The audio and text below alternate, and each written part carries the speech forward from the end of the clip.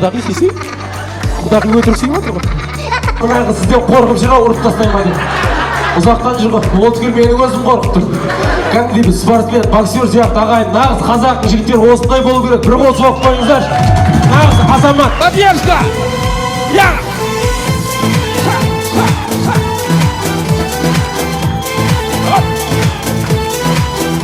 Ораза командасы қайда?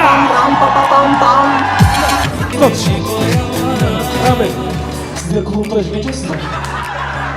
Мына братан көзіңнен елесіп жатыр дейді. Поддержка! Ол қандыға фигураңыз ат екен. Рахмет, бізде келесі Индия. Түрлерді Индияға ұқсайды. Келіңіздер, Индия, қошемет ағай. Шапала. Жүгір. Братан орамал тағыш. Орамал тағыш. Негізі орамалды қыздар тағу керек қой. Индияда жігіттерді таға беретін. Рахмет. Болды, образға кіріп кетті ғой. Рахмет. Братан молодец. Бага оразақтан кейін осы озып кетеді ау.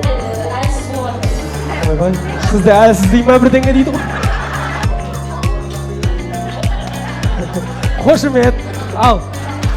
Енді бірінші тұрмысқа шығасың ба? Ойбай, мұна өзі кәдімгідей сөз салып атқан сияқты. Сол. Ода қайда барасың? Сұрап алсай. Мен маған тұрмысқа шығасың ба? Қайда барам, екі балам барсың. Сол. Екі баласымен алған батыр. Сол. Братан, настроениең кетіп қалды ғой. Сонымен.